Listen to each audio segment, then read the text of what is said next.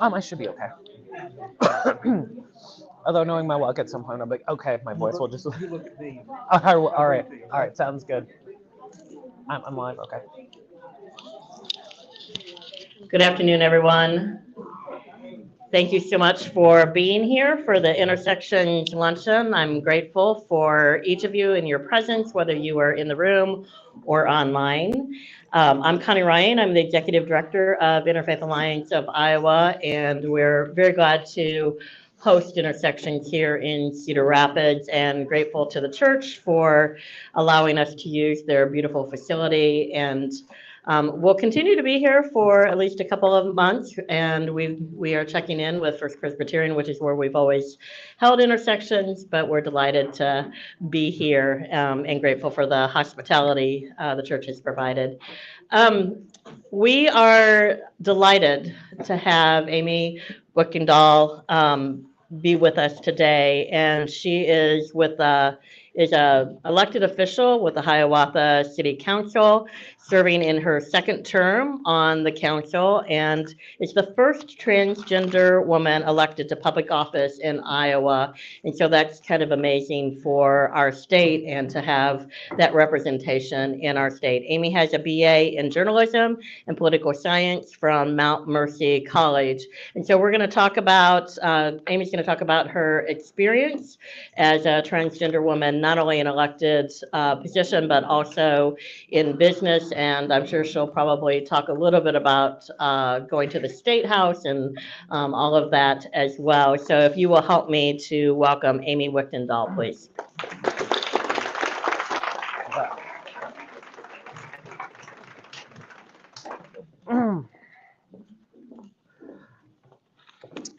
All right, one moment here. Gotta make sure I'm broadcasting in FM. All right, is that good? Everybody can hear me? Yes. All right, excellent. Yes, thank you so much for that amazing introduction. It is an honor and a pleasure to be here and to speak with the Interfaith Alliance here today. Please help yourselves to extra cookies. They're delicious. For those of you who don't know me, I am Aime Wichtendahl, the first openly transgender person elected to government in the state of Iowa, first being elected to the Hiawatha City Council in 2015. My pronouns are she, her, and my adjectives are freaking and awesome. So yes, today we'll talk a little bit about politics, surrounding the politics and the targeting of queer people that we've seen this past couple of years. Honestly, we've taken a horrifying backwards turn with respect towards attitudes in the queer community and transgender people specifically.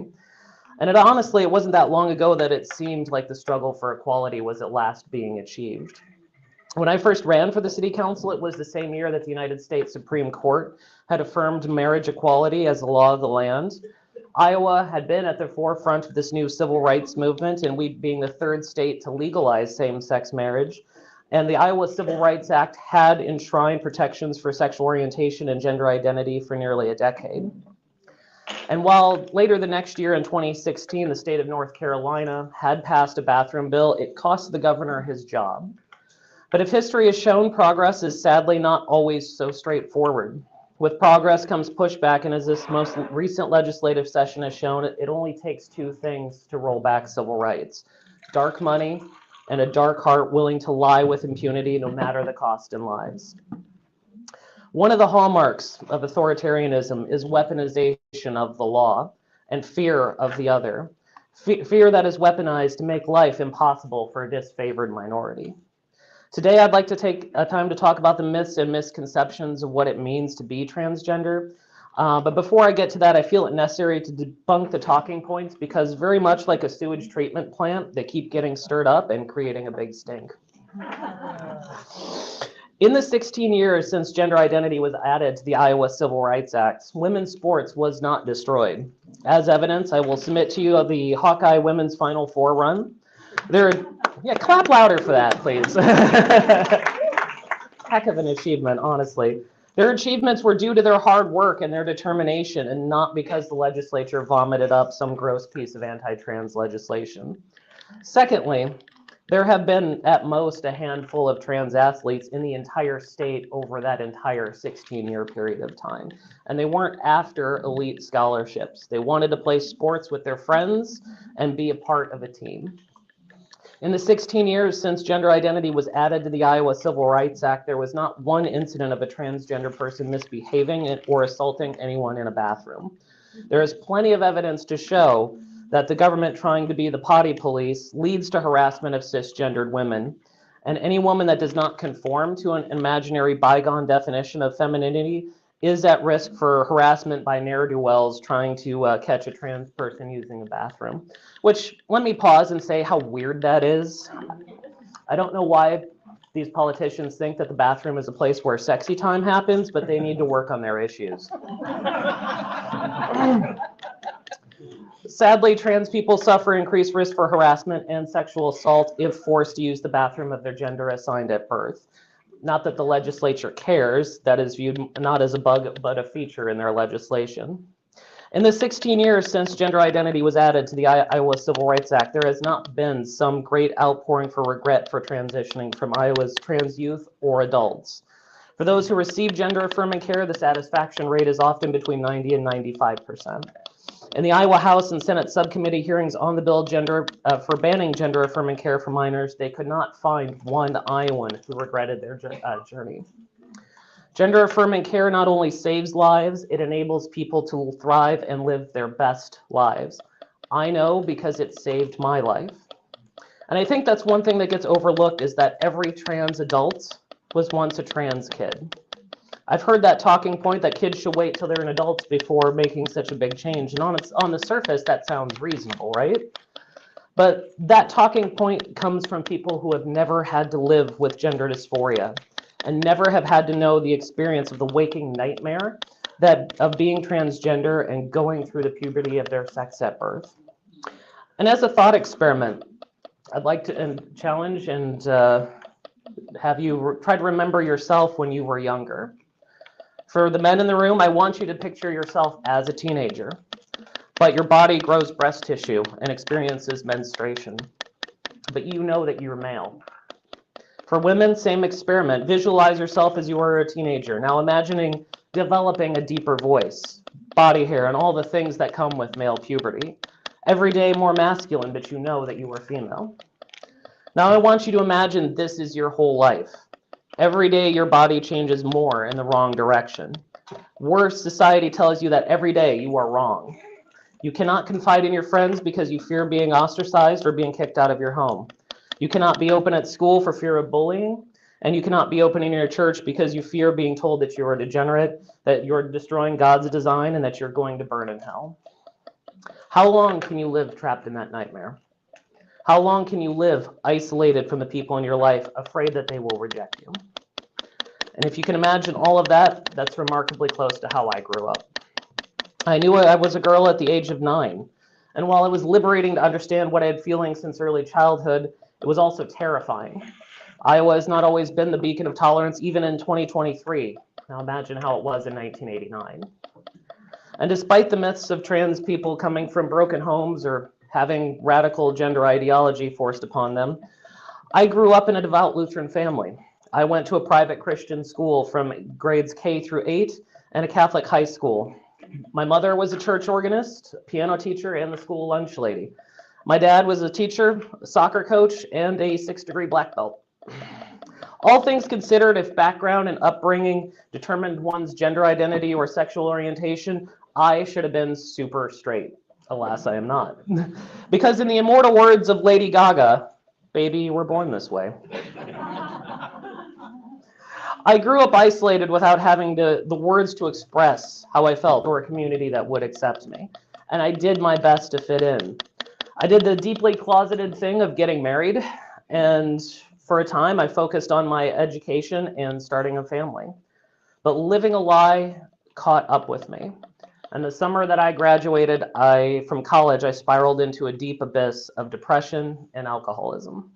I couldn't function or even hold down a job.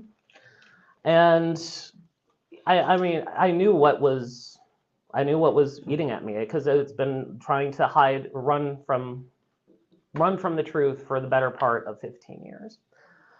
And, I reached a point where I needed to come out, needed to be myself, and needed to transition.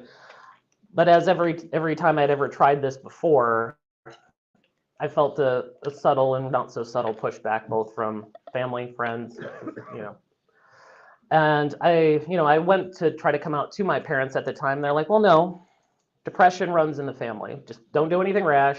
Just kind of work through that depression, go see a therapist, whatever, would work on your marriage, and everything will be fine. But everything was not fine. Because when you deal with depression that is caused by environmental factors in your life, ignoring the thing that is causing the problem only makes it worse. It's only going to tell you, there's no way to move past it until you address it, until you embrace who you are. And over the course of the latter part of 2005, things continued to spiral. And I remember I reached a point where I knew I needed to transition. And it was a day in 2006, early 2006. And my wife had gone out to go shopping with her mother. She left me to watch my son, Steven, who was about 14 months old at that point. And he was having a great day. Like, he's 14, he's exploring, he's happy, he's bouncing, he's playing with things. It's just, kids at that age are just getting into everything. And he's having a fantastic day. And I was so depressed and so overwhelmed with sadness that I could not play with my son. And that was that moment, because it's like, life should not be like this. Life should not be wanting to kill myself. Life should not be just hating just every single day that I'm awake. And that was that moment that I knew that I needed to take this step, not only for my health, but honestly, our family's health. And because I wanted to be a parent for my son. And unfortunately, I know what that meant. It did mean that we did have to divorce.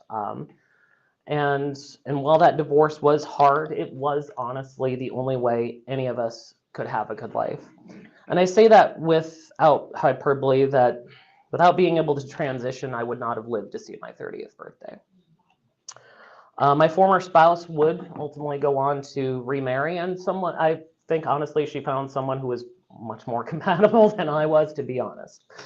And my son, Steven, he, even after the divorce, remained an inseparable part of my life. Even to this day, we still continue to quote movies at each other. I loved cheering him on when he was in high school, when he was on the swimming team, cheering him on at any event that I could go to. I love the adventures that we've gone on, and including, visiting North America's largest video arcade in Chicago, Illinois. And, this year we've heard a lot about parental rights. And while I do believe that parents should always be empowered to make decisions for their children, there is a little bit of something dark in some of the language that's being used. The underlying, I think, basically the underlying is that parents should control everything that their child does. And worse, many of these same groups of parents want to control the decisions of other parents as well. And for parents such as these, there is no room for growth or personal freedom. It is a world of stark black and white, and one in which fear rules and pervades. And for many of those parents, they are absolutely terrified of having a queer child, because for them it represents some kind of terrible failure. But really, the only failure that I see it is when the only is a failure is if they fail to. God, I'm sorry. Okay, good. The only failure, as I see it, is is if they fail to accept their kids as who they are. One thing I learned from being a parent is that your kids will tell you who they are, and it's your job as a parent to listen. It's our job to help them guide and help them grow, but they must also be given that freedom and choice to find their place in this world. It is never a parent's job to be their child's dictator. And while I know it can be hard for to let a child make their own decisions, to teach them all that you've learned and still have them make completely different decisions, because I know, and I've tried with Steven, and I tried to help make him see that, honestly, the Xbox is the superior gaming console. But he insists that it's the PlayStation 5, and I know that's hard to accept, but I have learned. I do want to wrap up here today because I do want to leave time for questions on a lot of this here. And then as I close out, if there's one thought I want to leave you with today, it's this. There is no such thing as transgenderism. There are only transgender people. And what we want is the ability to live freely and openly and be able to enjoy the beauty of life and the many things that so many people take for granted. I had a friend once who said, I don't believe that God gets enough credit for his creation. And she's right, because truth be told, God could have made us all the same. But there is beauty in variety and treasure in diversity. Despite social media telling otherwise, life would be a great deal more depressing if we all thought, acted, and did the same thing. In these dystopian times, it is a tragedy to see God reduced to a political party platform.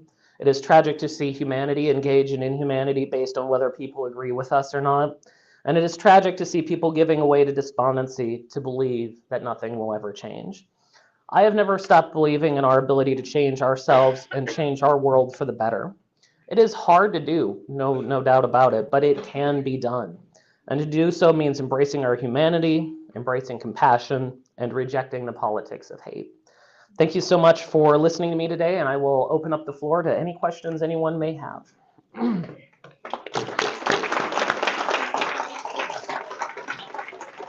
Thank you, Amy.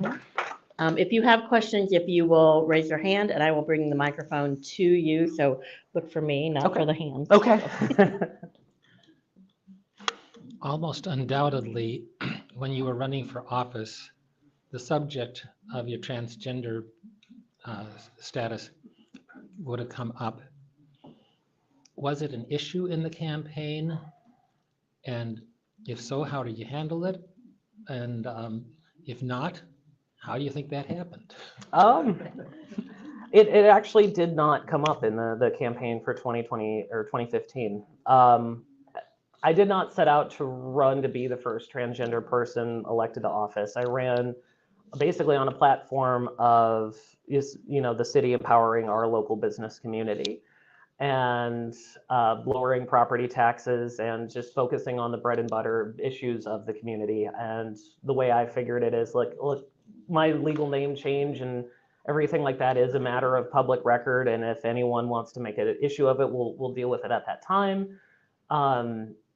Nobody did, and so I remember driving home from Mayor Bennett's house that night, the night we won that election. I was like, holy crap, I am actually the first trans person to get elected to office. So what do I do? And I kind of for a little bit, I let it ride because I didn't want to take office and just be like, okay, well, now we'll just bring this on everybody. But I still needed to go ahead and gradually bring it out. So over time, kind of, different news articles would talk about it. I think the first one, honestly, was the Muscatine Journal, because I got invited to speak to a GSA down there, and then had the newspaper show up, and then talked to like the Des Moines Register and wrote editorials for the Gazette, and spoke at the Capitol, and led, and we're at different protests. So it gradually kind of came up over time, and I kind of figure because it must not make anyone too mad because they didn't bother to run anybody against me in 2019, and so far so good. We'll then so far this campaign nobody's stepped up to say, hey, wait a minute. So yeah, it hasn't actually been an issue. Oh, there's a question back there. I was wondering if you'd comment on Althea Cole's Sunday editorial page that she wrote on transgender. She attended the transgender reversion person's comments or lecture down at the University of Iowa, and I was wondering if you'd comment on her comments and that.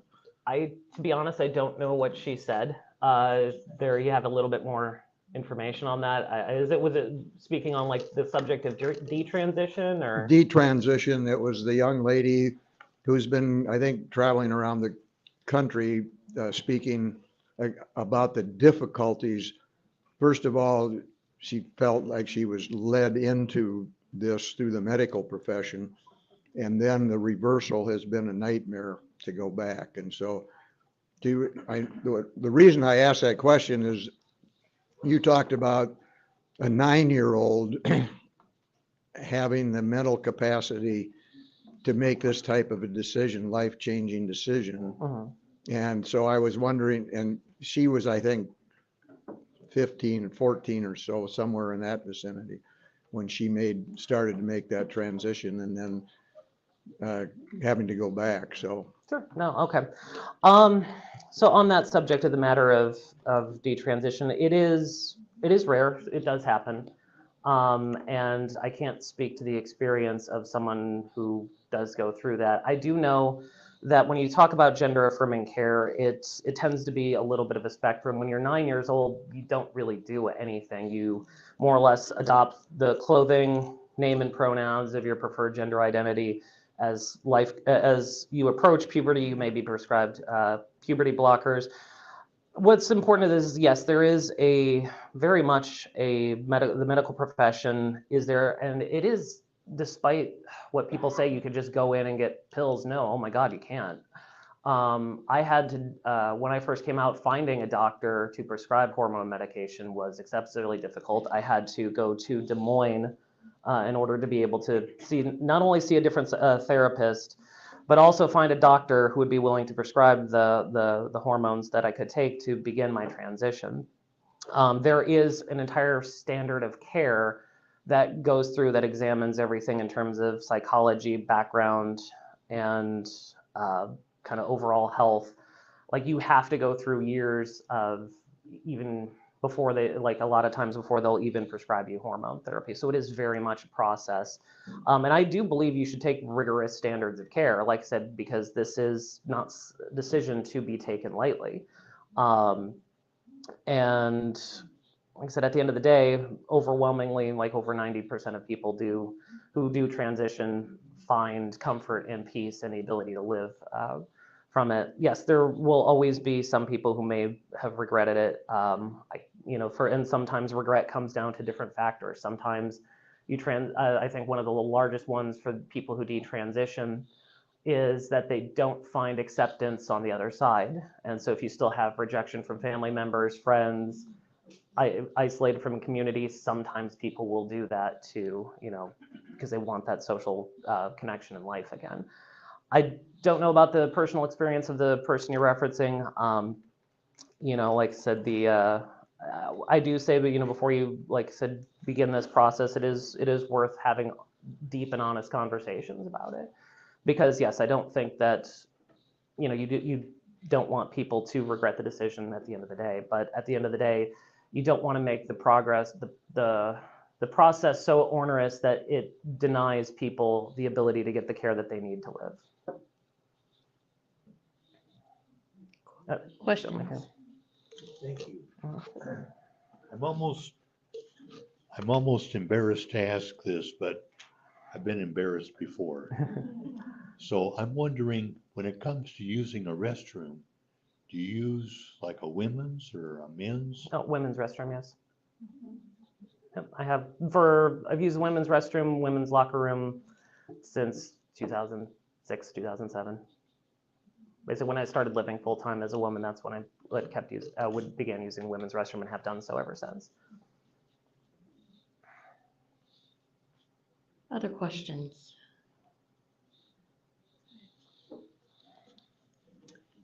Thank you for being here. Excuse me, and sharing your story. I'm wondering, I think I heard you say that when you were 9 years old, you knew you were a girl. And I'm thinking back to when I was 9 years old and I was a girl, so I didn't have, I'm wondering, what was it where you knew you were a girl?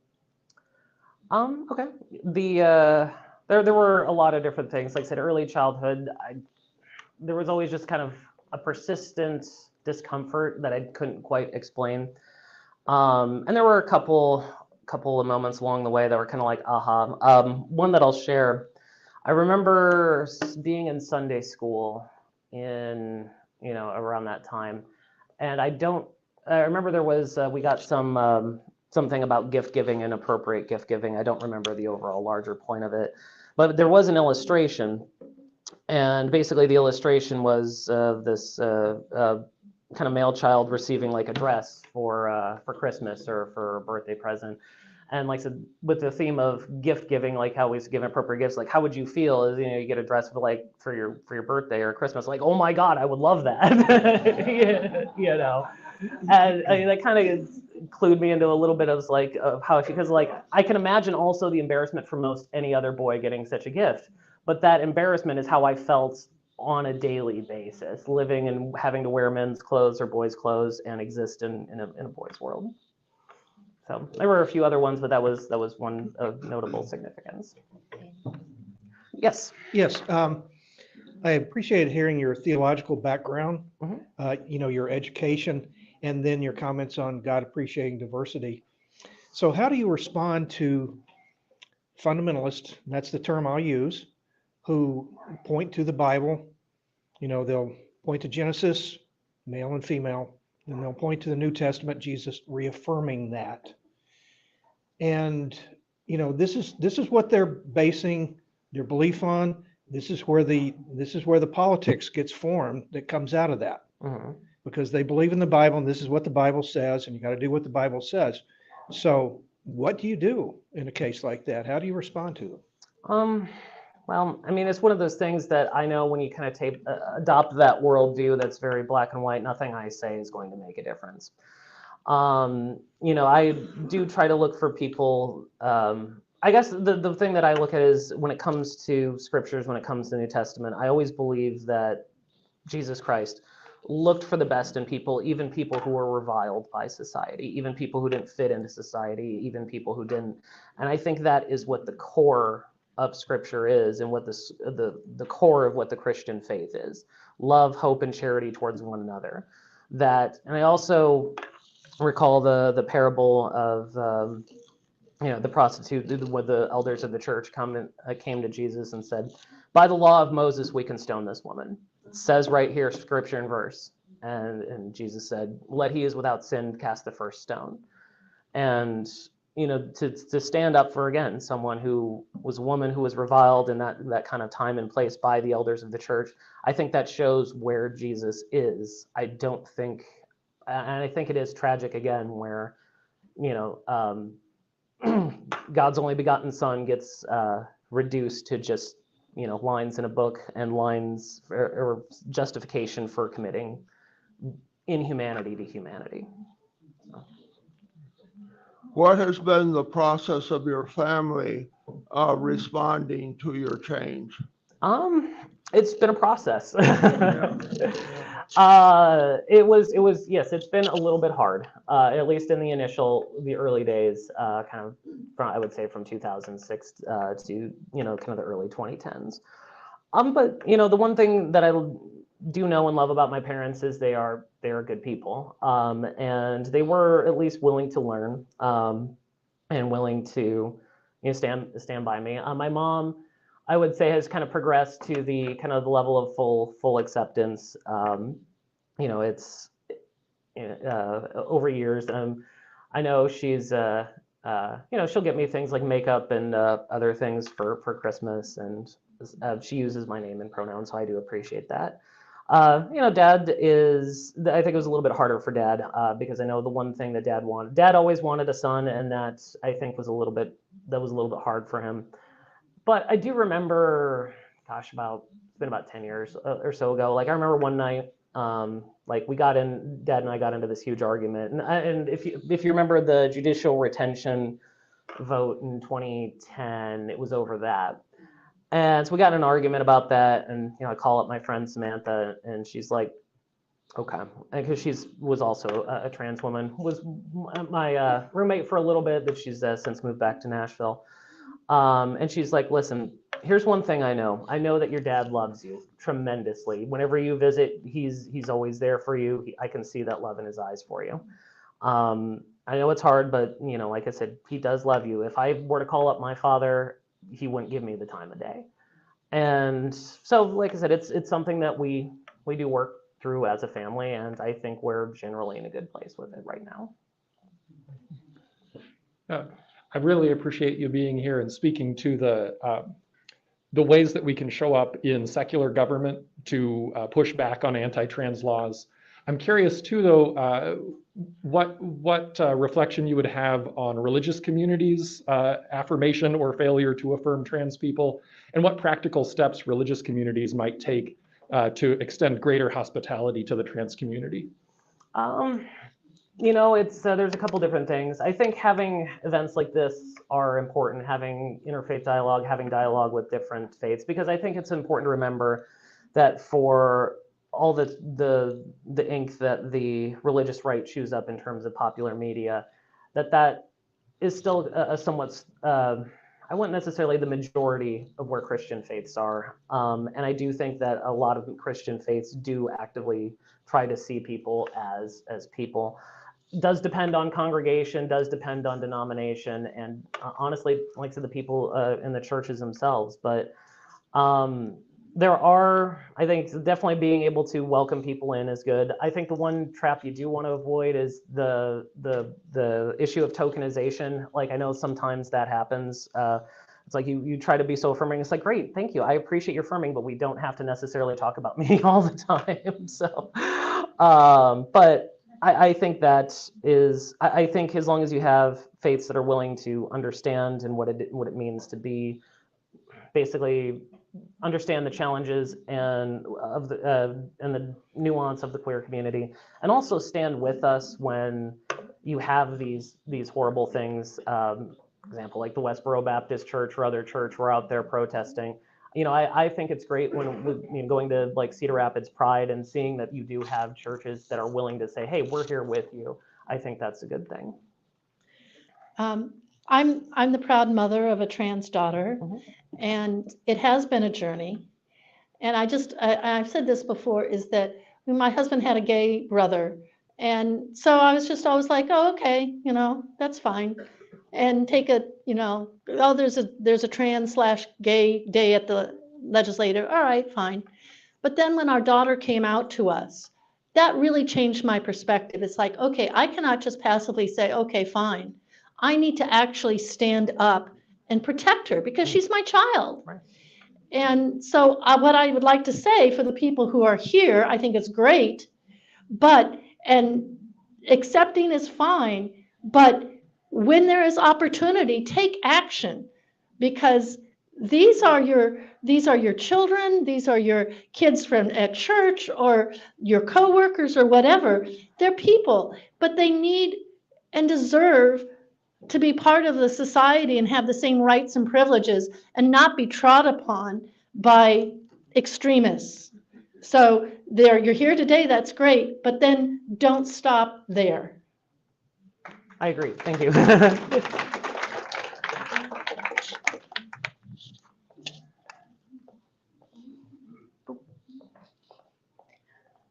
Getting my steps in today, which is a good thing. Would remind folks online, if you have questions, you can put them in the chat. On a more personal note, would you be willing to share what it was like to transition, side effects, health issues ongoing? I mean, that's something that hasn't been talked about, and it's like for us to understand better what that's like for you and others. Yeah, absolutely. It was, okay, so I remember, so when I first was prescribed hormones, first started taking those in late 2006. I always remember before, people saying, I was like, oh my God, estrogen will make you crazy. And that has not been my experience. To me, it was very calming and very very serene, to be honest with you, because for the first time, it was like the feelings that my body, like, or my mind was giving me were in line with what my body was now. And I will say, going through puberty again at 26 is a challenge. There's a reason why I think we only want to do it once, but it was definitely a challenge, just because the one thing it does do is it does kind of reset your maturity levels a little bit, because like I said, you go through puberty again and you're kind of dealing with a whole new slate of emotions and feelings, and knowing how to process those can sometimes be it's a learning process. Sometimes not everybody is always the most accepting when you're trying to do a 9-to-5 job. So, but it was, like I said, it was calming. It was very peaceful, and it was very nice to be able to finally look in the mirror and to be able to see myself as I've always known myself to be. And that was honestly one of the greatest feelings of my life. Beyond that, it was, usually it takes a process. Hormones take about a year or 2 years to really kind of work through that process to kind of fully change kind of the body from male to female. The human body is very adaptive to hormones, because ultimately, and I'm not a scientist, you should never go to politicians for science, but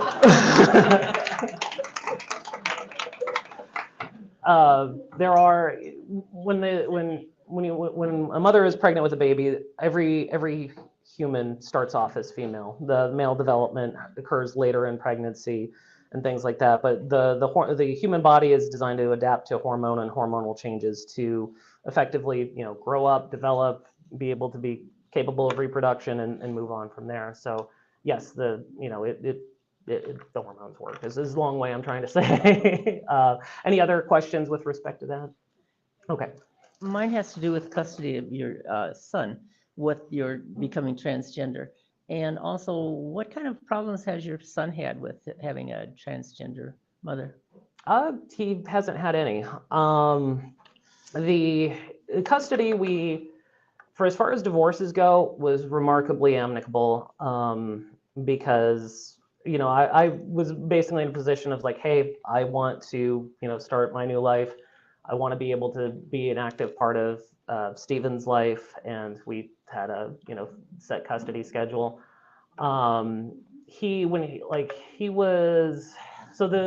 Basically early on, the discussion of, well, what should he call you, because I'll be honest, it's a little awkward when having a child call a full-grown woman dad. That's a little bit awkward. So I was like, well, people would definitely have issues if he called me mom, so that's fine. So he calls and has always called me Dee Dee, because I figure it was one letter away from daddy and Dee Dee, and it's strong but feminine. And so he went from calling me daddy to Dee Dee in the space of 1 week, when he was about 2-ish, almost 3. And he's always been, like I said, he's always been a very good part of my life. We did, in some cases, when he was in early school, I'm like, listen, if you want to say that, I'm your aunt or whatever, that's fine, because look, we don't have to drag out all of our family stuff in front of everybody and then just kind of go from there. And, as he got older, he did start referring to me as his other mom. And that's kind of where that was. He's graduated high school. He is in college now. And I don't know, he's still a very close part of my life. He came over yesterday, or actually Wednesday, stayed the night. And then, yesterday afternoon, we, gamed a little bit, played some Project Zomboid, and, made America safe from zombies again. So. Very appropriate this week. Yeah. Any other questions for Aime? Okay, I'm coming down front.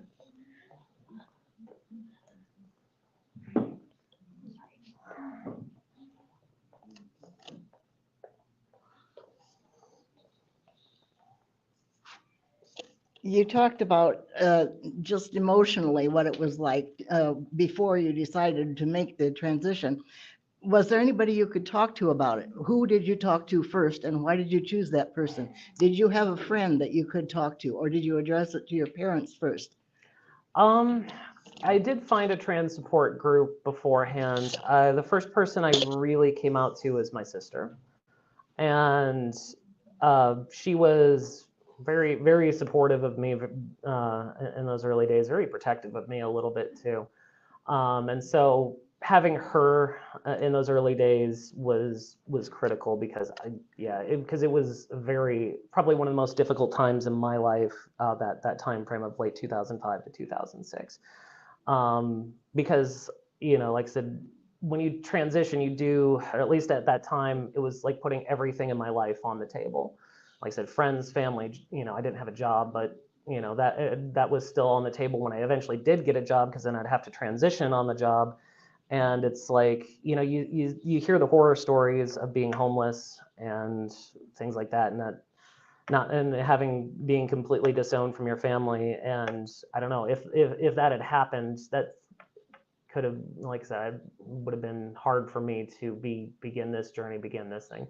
Having somebody who is supportive and who can be there with you and be your support is fundamentally critical to being able to transition. Because I think without it, I think there have been studies that when you transgender person has somebody supportive in their life, like normal suicidality goes down to about the same level as the general population. If they don't, it's still about 50%. So. Any last questions?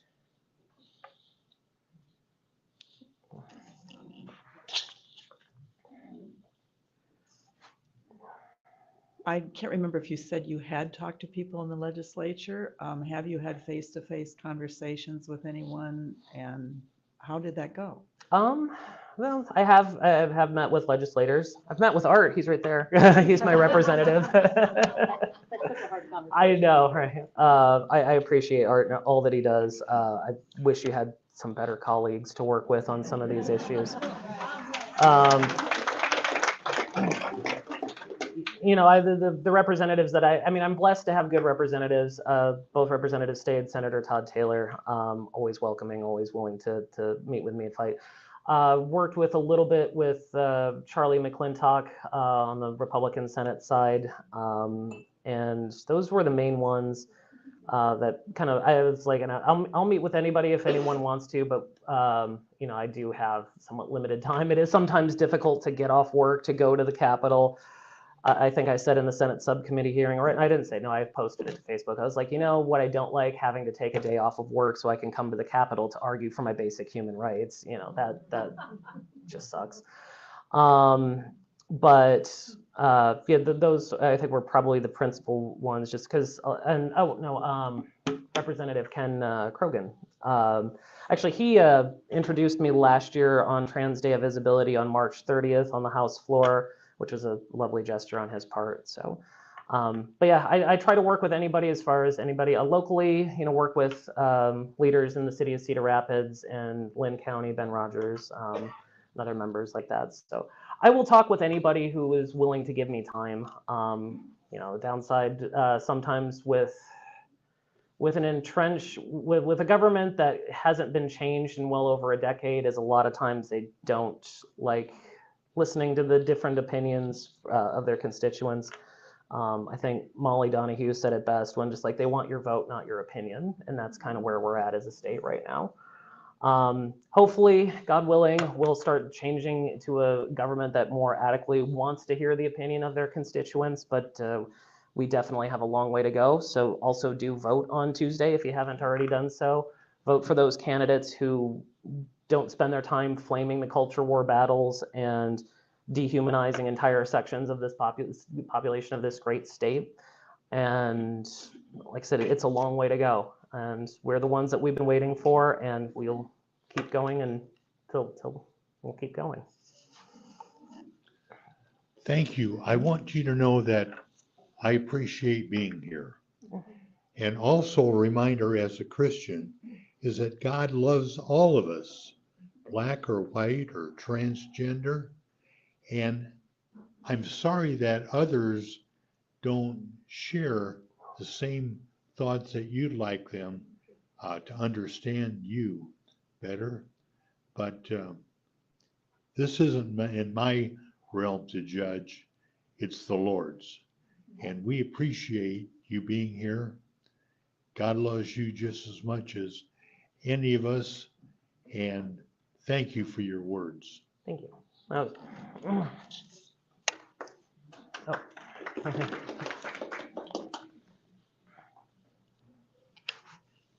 I don't have a question necessarily, but I do want to say, Amy, I so appreciate you being here. I am a retired pastor, and I remember many years ago, I had a young teenage girl come into my office for grief counseling, and she'd been there a very short period of time, and she said, "I think I'm gay."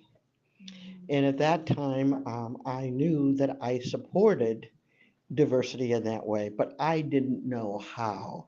I didn't know what to do. I knew some of the rules I could put out there, but that's not what I wanted to do. And I can remember hearing this voice in my head just say, "I don't understand that. Can we learn about it together?" And that's the way it's been. And I have been so blessed by her.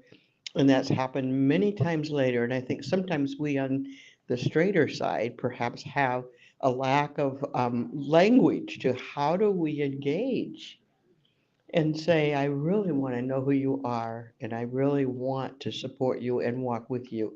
Can you teach me about you?" So thank you for being here today. Thank you. Yeah. Any more questions? I know you all been holding away, dying to holding your applause, so. All right, I think we're good. Help me to thank Thank Amy, you so please. much.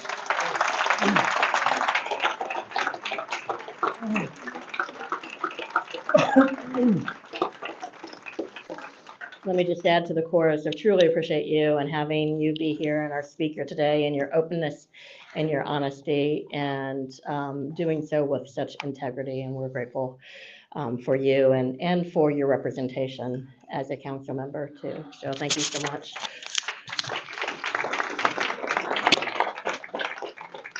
Intersections is always the first Friday of the month, and so we will do this again in December. You are invited to join us. We have Robin Clark Bennett, who is with the University of Iowa Labor Center, and she will be talking about child labor, not only what's happening in our state, but legislation that's been passed. And she is an excellent presenter, and I hope that you will join us again. Make sure you make your reservations. And in the meantime, have a great weekend. Thank you so much.